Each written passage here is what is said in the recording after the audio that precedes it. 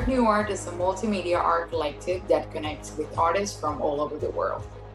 Today, it is my greatest pleasure to present you Pontus Lidberg, dancer, choreographer, filmmaker, and also the artistic director of the Danish Dance Theater in Copenhagen. Today, we will be discussing his latest project, Centaur, a project that incorporates artificial intelligence to create unpredictable dance performances by interacting with dancers. My name is Camila Paez, and this is a bravenewart interview. Welcome.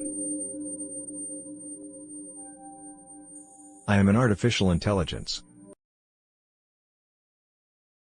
Centaur is a work that examines quite a few themes that I am interested in. Some of them I've been interested in my art practice for a long time, and some things were new. So basically, it's a philosophical piece in many ways. It asks questions about what it means to do certain things. In this particular case, what does it mean to interact with humanized technology? Meaning, how does that change us? How does that affect us? And what's interesting is that we don't think about it. Well, maybe more now, but in general, we don't think about it, but we are interacting with humanized technology all the time, especially through our smartphones. And this has an effect on us that is subtle enough that we don't notice it as it's happening, but quite significant in that it changes society. So I wanted to examine that. I knew I wanted to work with new technology, and artificial intelligence is, at the forefront of what's being developed right now and interesting. I should mention also that, people sometimes mistakenly think that robotics is AI, and it's a different field altogether. And if you combine them as you would in science fiction, you would get something like an intelligent robot. But these are different things. And I looked into robotics as well, and that will just have to be another piece, because what I realized was that artificial intelligence is such a big topic that it was enough. I didn't need robotics as well. It was just enough. One of the themes that is very relevant to dance, because this is in the end a dance performance, is this idea or this topic of embodiment. So if you think about dancers, they are a very embodied art form. I mean, we work with our body. In many ways, the movement springs from our body, but it's also bodies composed in time and space. The choreographic composition is very much bodies in space, and time. And so the body is central to the art form, but AI doesn't have a body. And an artificial intelligence is not embodied. So this is a very interesting dichotomy. We are animals. That's the way I see it. We don't think so. We think we're different than animals, but we are animals. We have our body dictates that we are animals. And artificial intelligence is not. It doesn't have that aspect to its existence. So I thought that was very interesting to work with. I met this wonderful artist, Cecilie Waagner Falkenstrøm, who works with AI. She creates artificial intelligence installations. And a lot of her work is just voice, meaning the AI makes itself known through speech synthesis. And so it was kind of a perfect match, really, because it was exactly what I was looking for. So she created an artificial intelligence installation that interacts with, in the creative process, with me and the dancers, and on stage it interacts with the dancers. Lucas, 12A.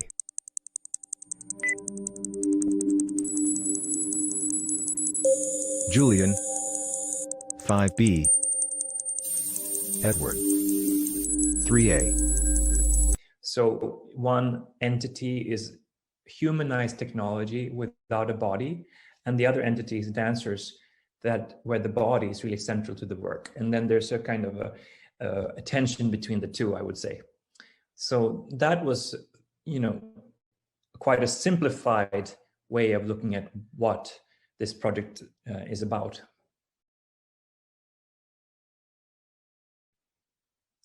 Well, one thing to keep in mind is that in art, we have the possibility of examining things that don't yet exist. It's the same with fiction. In fiction, you write a story about something that is in some way beyond what actually happened. You invent certain things. Often stories are like metaphors. They might not have exactly happened that way, but we can understand them as ideas, right? And this is a very wonderful function of art, is that you can kind of fill in the gaps of, reality goes a certain way, and then you can fill in the next part with your artistic practice and examine things that don't yet exist. And so artificial intelligence is actually kind of a not correct word, I would say, because what we really should be talking about is machine learning. Machine learning is real. I mean, that is exactly what is being developed. Artificial intelligence, what that really means, for most people at least, is an idea called strong AI.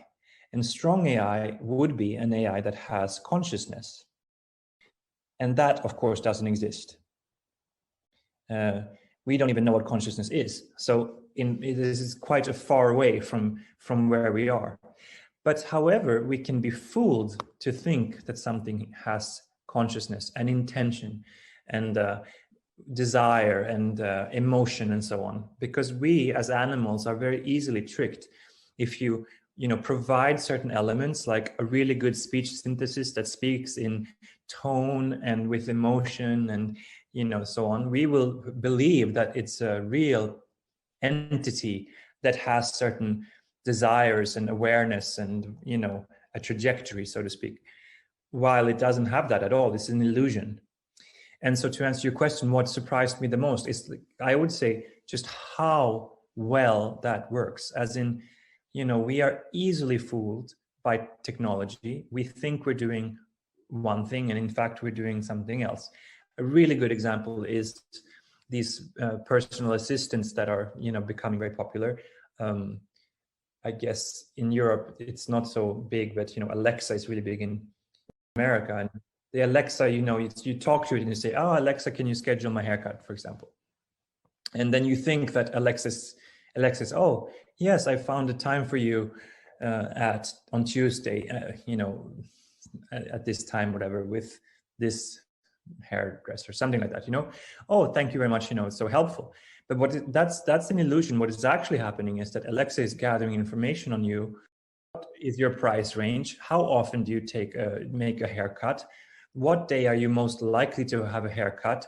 And all sorts of data, right? That then is used in targeted kind of manipulations of your reality, so that when it's like that day, that time period, and that kind of X amount of money in your bank account, whatever, that all coincides, Alexa will say, "Isn't it time for you to have a haircut?" I mean, this is kind of a theoretical example. I don't know if this is exactly what's happening, but it is in the bigger picture. This is kind of happening, and it's a growing concern that we are being manipulated by humanized technology, where we think we're interacting with an assistant or a friend, but in fact there's another, often a corporation or a government or something on the other side of the interface, which has very different motives than the interface presents to you. So I guess the surprising thing was just how well that works, that how easily we are fooled, and how easy it is to forget that we are actually interacting with technology, not with people, for example. The greatest challenge of creating Centaur was just to define what aspects we were going to work with, because artificial intelligence or machine learning is huge. I mean, there's just so many things that you can explore. And if you think about the Centaur installation that's part of the piece has one interface. It speaks, right? So we feel that it's one thing. But in fact, behind the interface, which is the voice, it is many different modules. Some of them are about composition. So for example, the AI has tracked the dancer's movement in space, and it can create and direct the dancers in time and space compositionally. And that was based on certain data sets that it was trained on and so on. I am trained on datasets that include swarm intelligence, planetary orbits, and surveillance technologies. That's one module. Another module is a dramatic module where the AI was given all sorts of text to train on, and then it was given all the Greek tragedies, the ones that exist still, and trained on that so that it can create more text. It can kind of deconstruct and reconstruct Greek tragedies. I have read all the Greek tragedies and most works of Western philosophy. That's a very different module, but different technologies also. But then they are channeled through the interface of the voice, and it sounds like it's one thing doing it, but it's actually very like different nodes, you can say, that do different things. So it was kind of endless, there's just, you have to just decide, okay, what is interesting for this project? There is just too many things that are interesting. So that was the biggest challenge, to just say, okay, we're going to focus on these specific modules that are kind of relevant for us. Another thing which was challenging, I would say, was that it raises a lot of ethical questions, I think. But that's also interesting. I say it's challenging, but it's also what I wanted to do. So it was like challenging in a good way, because you start asking yourself questions.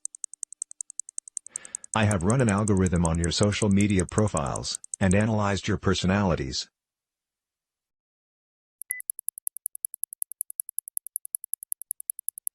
Brad. Are you jealous? And I feel like my kind of relationship to humanized technology has definitely changed creating this project. I have a different opinion about it now, and I'm much more, I would say, aware and a little bit more skeptical about the use of humanized technology, and feel like there needs to be more transparency about when humanized technology is at use and what that means. And that's, I just had a notion about it before, but now I have more of a strong opinion about it. Well, I think there are different scenarios here that probably will coexist. And in fact, this whole past year that's been kind of a disaster has highlighted a development. So on the one hand, I think that theater, and I count dance theater and dance performance and ballet and all of that into that, has existed for well over 2,000 years, and people have collected in theaters over time. And there have been disasters and wars and pandemics and plagues and all sorts of things, and which makes things a problem. And then people return to the theater, and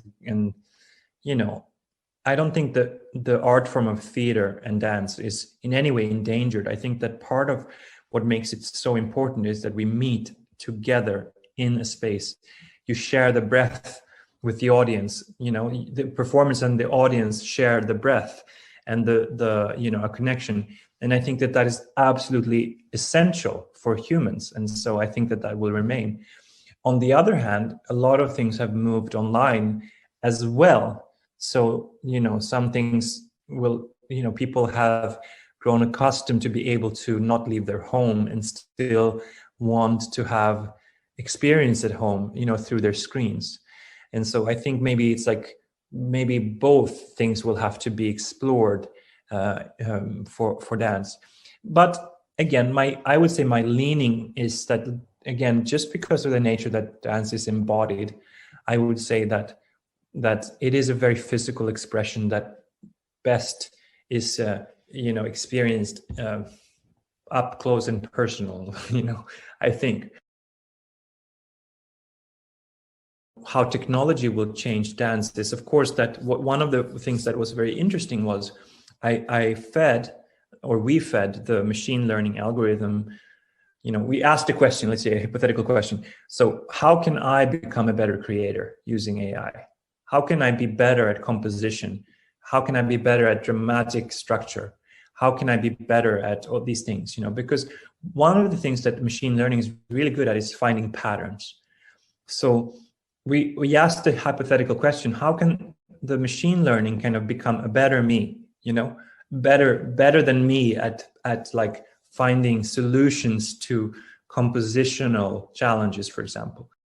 So we did work with that, and that I would say can only be developed. I mean, we went as far as we could with Centaur, but as machine learning gets better and the more data sets we have, because that is always a limiting factor, machine learning is as good as its data set. I mean, there's the self kind of teaching algorithms, but then they also need a data set, and if the data set is quite small, then the outcome will be limited. Whereas if the data set is huge, the outcome will be better, right? So as this is something that can definitely be developed. But there's a scary thing there too, and I think maybe less relevant for dance, but definitely relevant for music. It's a really good example. Is that if an algorithm knows exactly what kind of music you like, it's not so far in the future that an algorithm can create music that is exactly what you like. And it becomes a closed loop where, the kind of the chance is kind of removed. You're fed things that are tailored to you, and the moment of chance of you discovering something else is lessened.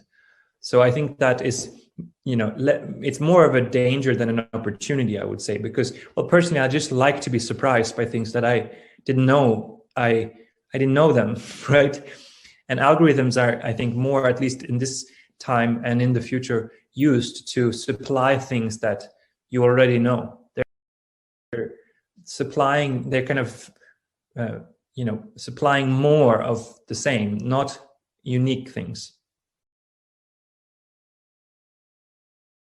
I think the future of arts is personal because it is necessary. And so we will need to interact in person, and I think that is just essential. Then I think that artificial intelligence and machine learning and so on might, especially for commercial values, be very, the use of AI and machine learning in commercial avenues will only increase. I mean, that's I'm not a prophet, but it seems to me that is inevitable, and so anything that has a commercial value will just use AI more and more. But I think perhaps the role of art is to question that, and at least to shine light on that fact.